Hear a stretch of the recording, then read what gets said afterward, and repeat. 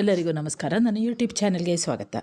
ಇಂದಿನ ವಿಡಿಯೋದಲ್ಲಿ ನಾನು ಚಂದ್ರಶೇಖರ ಕಂಬಾರ ಇವರು ಬರೆದಂತಹ ಕನ್ನಡ ತಾಯಿಯ ಸುಪ್ರಭಾತ ಅನ್ನುವಂತಹ ಕವಿತೆಯ ಪ್ರಶ್ನೋತ್ತರವನ್ನು ಹಾಕ್ತಾ ಇದ್ದೇನೆ ವಿದ್ಯಾರ್ಥಿಗಳೇ. ಮೊದಲಿಗೆ ನಾವು 8 ಅಂಕದ ಪ್ರಶ್ನೆಯನ್ನು ನೋಡ್ತಾ ಹೋಗೋಣ. ಮೊದಲ ಪ್ರಶ್ನೆ ನೋಡಿ, ಒಟ್ಟಿಗೆ 2 ಪ್ರಶ್ನೆ ಇದೆ. 8 ಅಂಕದ 2 ಪ್ರಶ್ನೆಗಳಿವೆ. ಆ 2 ಪ್ರಶ್ನೆಗಳಲ್ಲಿ ಯಾವ ಪ್ರಶ್ನೆ ಬಂದರೂ ಕೂಡ ಮುಂದೆ ನಾನು ಹೇಳುವಂತಹ ಉತ್ತರವನ್ನೇ ಬರೆಯಿರಿ. ಮೊದಲ ಪ್ರಶ್ನೆ, ಕನ್ನಡ ತಾಯಿಯಲ್ಲಿ ತುಂಬಿರುವ ಜನಪದ ಸತ್ವಗುಣದ ಕುರಿತು ವಿವರಿಸಿರಿ. ಅಥವಾ ಕನ್ನಡ ತಾಯಿಯ ಸೊಗಸನ್ನು ಕವಿ ಹೇಗೆ ಕೊಂಡಾಡಿದ್ದಾರೆ ವಿವರಿಸಿರಿ. ಉತ್ತರ ನೋಡಿ, ಚಂದ್ರಶೇಖರ ಕಂಬಾರ ಇವರು ಬರೆದಂತಹ ಕನ್ನಡ ತಾಯಿಯ ಸುಪ್ರಭಾತ ಅನ್ನುವಂತಹ ಈ ಕವನ ಬಹಳಷ್ಟು ಒಂದು ವಿಶಿಷ್ಟವಾದಂತಹ ಕವನ. ಇದರಲ್ಲಿ ಕನ್ನಡ ತಾಯಿಯ ಒಂದು ಹಿರಿಮೆ ಮತ್ತು ಗರಿಮೆಯನ್ನು ಕೊಂಡಾಡುವಂತಹ ಕವನ ಇದು. ಕನ್ನಡ ತಾಯಿಯ ಹಿರಿಮೆಗಳನ್ನು, ಆಕೆಯಲ್ಲಿ ತುಂಬಿರುವಂತಹ ಸಂಪದ್ಭರಿತವಾದಂತಹ ಈ ಸಂಸ್ಕೃತಿಯನ್ನು ಜಾನಪದೀಯ ಮನೋಭಾವದಲ್ಲಿ, ಅಂದರೆ ಒಂದು ರೀತಿಯಲ್ಲಿ ನೋಡಲಿಕ್ಕೆ ಇದು ಜನಪದ ಕವಿತೆಯ ಹಾಗೆ ಇದೆ. ಜಾನಪದೀಯ ಮನೋಭಾವದ ಹಿನ್ನೆಲೆಯಲ್ಲಿ, ಜನಪದ ಸೊಗಡಿನ ಹಿನ್ನೆಲೆಯಲ್ಲಿ ಅಭಿವ್ಯಕ್ತಪಡಿಸಿದ್ದಾರೆ ಚಂದ್ರಶೇಖರ ಕಂಬಾರರು. ಕವಿಗೆ ಇಲ್ಲಿ ಕನ್ನಡದ ತಾಯಿ ಸಾವಿರದ ಶರಣವ್ವಳಾಗಿದ್ದಾಳೆ. 1000 ಅಂದರೆ ಗೊತ್ತಾಗ್ತದೆ ನಿಮಗೆ, ಸಂಖ್ಯೆಯನ್ನು ಸೂಚಿಸ್ತದೆ. 1000ದ ಶರಣವ್ವ ಈಕೆ. ಹಾಗೆ ಸಾವು ಇರದ, ಅಂದರೆ ಮರಣ ಅನ್ನುವಂಥದ್ದು ಇರದೇ ಇರುವಂತಹ ಶರಣವ್ವಳು ಕೂಡ ಈ ಕನ್ನಡಮ್ಮ ಅನ್ನುವಂಥದ್ದನ್ನು ಕವಿ ಹೇಳ್ತಾರೆ. ಈಕೆಯ ಮುಖ ಮಂದಸ್ಮಿತವಾಗಿರುವುದನ್ನು ನೀವು ಗಮನಿಸಿರ್ಬೋದು. ಈಕೆ ನಗೆ ಮೊಗದ ಜಗದಂಬೆಯಾಗಿದ್ದಾಳೆ. ಇಂತಹ ಕನ್ನಡ ತಾಯಿಗೆ ಸುಪ್ರಭಾತವನ್ನು ಹೇಳುವಂತಹ ಕವಿ ಈ ತಾಯಿಯ ಒಡಲಲ್ಲಿ ಅಡಗಿರುವಂತಹ ಸತ್ವಗುಣವನ್ನು ಜಾನಪದ ರೀತಿಯ ಹಿನ್ನೆಲೆಯಲ್ಲಿ ಅನಾವರಣಗೊಳಿಸಿದ್ದಾರೆ. ಕವಿಯ ದೃಷ್ಟಿಯಲ್ಲಿ ಈ ಕನ್ನಡದ ತಾಯಿ ತನ್ನ ಒಂದು ಮೇಲು ನಗೆಯಲ್ಲಿ ಜಗದ ಲೇಸನ್ನು ತುಳುಕಿಸುತ್ತಾಳೆ. ಅಂದರೆ ಜಗತ್ತಿಗೆ ಒಳ್ಳೆಯದಾಗಲಿ ಅನ್ನುವ ರೀತಿಯಲ್ಲಿ, ಜಗತ್ತಿಗೆ ಒಳ್ಳೆಯದಾಗ್ತದೆ ಅನ್ನುವಂತಹ ರೀತಿಯಲ್ಲಿ ಆಕೆಯ ಮುಖದಲ್ಲಿ ಆ ನಗೆ ಇದೆ. ಕಲ್ಲಿನ ಎದೆಯಲ್ಲಿಯೂ ಕೂಡ ಆಕೆ ಹುಲ್ಲನ್ನು ಚಿಗುರಿಸುತ್ತಾಳೆ. ಎಂದರೆ ಯಾವುದೇ ಒಂದು ವಸ್ತುವಿನಲ್ಲಿಯೂ ನಿರ್ಜೀವವಾಗಿದ್ದರೂ ಕೂಡ ಅದರಲ್ಲೂ ಕೂಡ ಆಕೆಗೆ ಜೀವ ಭರಿಸುವಂತಹ, ಜೀವ ತುಂಬುವಂತಹ ಶಕ್ತಿ ಕನ್ನಡಮ್ಮನಿಗೆ ಇದೆ. ಆದಿಮೂರ್ತಿಯಾದ ಅಥವಾ ಆದಿಶಕ್ತಿಯಾದ ಇವಳನ್ನು ಕುರಿತು ಹಕ್ಕಿಗಳು ಕೂಡ ಹಾರಾಡುತ್ತಾ ಹಾಡುತ್ತವಂತೆ. ಉದೋ ನಿನ್ನ ಪಾದಕ್ಕೆ ಆದಿಮೂರ್ತಿಯೇ ಎಂದು ಈ ಹಕ್ಕಿಗಳು ಹಾಡುತ್ತವೆ. ಹಾಗೆ ಈ ಕನ್ನಡದ ತಾಯಿ ಪಡುಗಡಲ ತೆರೆಗಳಲ್ಲಿ ಪಾದವನ್ನು ತೊಳೆಯುತ್ತಾಳಂತೆ. ಬೆಟ್ಟ ಬಯಲುಗಳನ್ನೇ ಆಕೆ ತನ್ನ ವಸ್ತ್ರವನ್ನಾಗಿ ತೊಟ್ಟು ನಿಂತಿದ್ದಾಳೆ. ಮಲೆನಾಡ ಶಿಖರದಲ್ಲಿ, ಆ ಬೆಟ್ಟಗಳಲ್ಲಿ ಕಾಮನ ಬಿಲ್ಲನ್ನೂ ಕೂಡ ಮೂಡಿಸುತ್ತಾಳೆ. ಅವ್ವ ಎಂದು ಕನ್ನಡ ತಾಯಿಯನ್ನು ಕರೆದರೆ ಆಕೆ ಸಾಕಾರಗೊಳ್ಳುತ್ತಾಳಂತೆ ಅಥವಾ ಪ್ರತ್ಯಕ್ಷಗೊಳ್ಳುತ್ತಾಳಂತೆ. ಅಂದರೆ ಅಂತಹ ಶ್ರೇಷ್ಠ ಗುಣವನ್ನು ಹೊಂದಿರುವಂತಹ ಈ ಕನ್ನಡ ತಾಯಿ ಆಕೆಯನ್ನು ಕುರಿತು ಓದದೇ ಇರುವಂತಹ, ಅಂದರೆ ಅನಕ್ಷರಸ್ಥರಾದರೂ ಕೂಡ ಅವರೂ ಕೂಡ ಈ ತಾಯಿಯನ್ನು ಹೊಗಳುವಲ್ಲಿ ಪರಿಣತರಾಗಿದ್ದಾರೆ. ಅಂಥವರ ಮಾತೆಯಾಗಿದ್ದಾಳೆ. ಕಾವ್ಯದಲ್ಲಿ ಪರಿಣತರಾದವರ ಮಾತೆ. ಆಕೆ ಸಂತರ ಮಂತ್ರದ ತಾಯಿಯಾಗಿದ್ದಾಳೆ. ಅಂದರೆ ಸಂತರಿಗೂ ಕೂಡ ಆಕೆ ಒಲಿದವಳು. ಆಕೆಯ ಶಬ್ದಕ್ಕೆ ಅರ್ಥದ ಬೆಳಕನ್ನು ಮೂಡಿಸುವ ಕವಿಗಣಕ್ಕೂ ಕೂಡ, ಅಂದರೆ ಕವಿಗಳೂ ಕೂಡ ಈಕೆ ಕುರಿತು ಅನೇಕ ಕವನಗಳನ್ನು ಬರೆದಿದ್ದಾರೆ.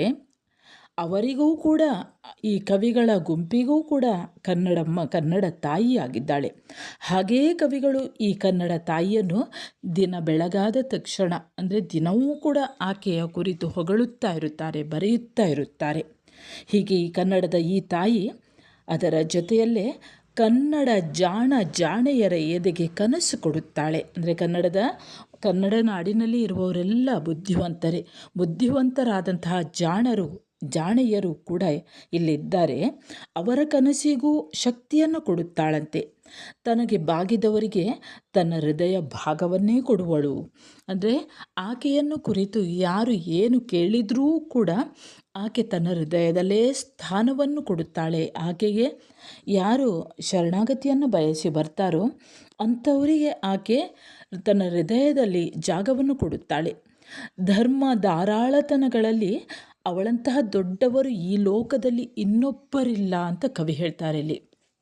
ಅಂದರೆ ಧರ್ಮ ಸಾಮರಸ್ಯ ಇರ್ಬೋದು, ಎಲ್ಲವೂ ಕೂಡ ಎಲ್ಲ ವಿಧದಲ್ಲಿಯೂ ಕೂಡ ಈಕೆಯನ್ನು ಮೀರಿಸುವವರು, ಈಕೆಯ ದಾನಗುಣವನ್ನು ಮೀರಿಸುವವರು ಈ ಕನ್ನಡಮ್ಮನ ಹಾಗೆ ಇದ್ದವರು ಇನ್ನೊಬ್ಬರಿಲ್ಲ. ಹೀಗೆ ಚಂದ್ರಶೇಖರ ಕಂಬಾರರು ಕನ್ನಡ ತಾಯಿಯನ್ನು ಕೊಂಡಾಡುತ್ತಾರೆ.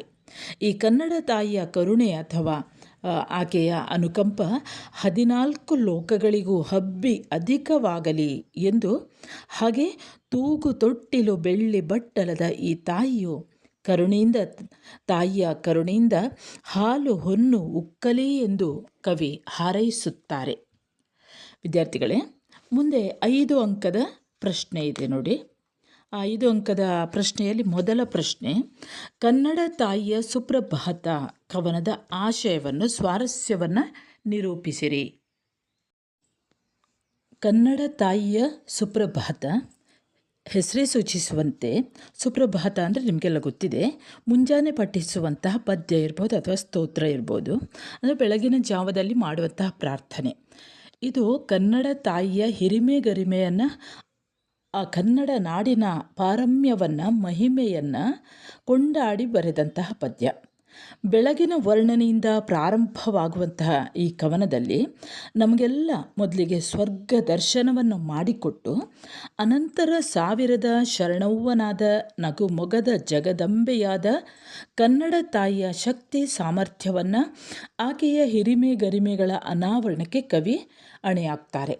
ಜಗಕ್ಕೆ ಒಳಿತನ್ನು ಕೊಡುವ, ಕಲ್ಲೆದೆಯಲ್ಲಿಯೂ ಕೂಡ ಹುಲ್ಲನ್ನು ಚಿಗುರಿಸುವಂತಹ, ಹಕ್ಕಿಗಳಿಂದ ಉದ್ಧೋ ನಿನ್ನ ಪಾದಕ್ಕೆ ಆದಿಮೂರ್ತಿಯೇ ಎಂದು ಹೊಗಳಿಸುವಂತಹ, ಪಡುಗಡಲ ತೆರೆಗಳಲ್ಲಿ ಕಾಲು ತೊಳೆಯುವಂತಹ, ಮಲೆನಾಡ ಬೆಟ್ಟಗಳಲ್ಲಿ ಕಾಮನಬಿಲ್ಲು ಮೂಡಿಸುವಂತಹ, ಅವ್ವ ಎಂದಾಗ ಸಾಕಾರಗೊಳ್ಳುವ ಪ್ರತ್ಯಕ್ಷವಾಗುವಂತಹ ಕುರಿತು, ಹಾಗೆ ಈ ಯಾವುದೇ ಒಂದು ಅಕ್ಷರವನ್ನು ಓದದೇ ಇರುವ ಕಾವ್ಯ ಪರಿಣತರಲ್ಲಿಯೂ ಕೂಡ ಮೂಡಿಸುವಂತಹ, ಕಾವ್ಯ ಪರಿಣತರಿಗೂ ಕೂಡ ತಾಯಿ ಆಗಿರುವಂತಹ, ಸಂತ ಶರಣರಿಗೂ ಕೂಡ ಮಂತ್ರವಾಗಿರುವಂತಹ, ಶಬ್ದಕ್ಕೆ ಅರ್ಥದ ಬೆಳಕನ್ನು ಮೂಡಿಸುವಂತಹ, ಕವಿ ಗಣಕ್ಕೆ ತಾಯಿಯಾಗಿರುವಂತಹ, ಕವಿಗಳಿಂದ ಸದಾ ಹೊಗಳಿಸಿಕೊಳ್ಳುವ, ಜಾಣೆಯರ ಎದೆಗೆ ಕನಸನ್ನು ಕೊಡುವಂತಹ, ಬಾಗಿದವರಿಗೆ ಹೃದಯ ಭಾಗವನ್ನು ಕೊಡುವಂತಹ, ಇಡೀ ಭೂಲೋಕಕ್ಕೆ ಧರ್ಮ ಧಾರಾಳತನಗಳಲ್ಲಿ ದೊಡ್ಡವಳಾಗಿರುವಂತಹ,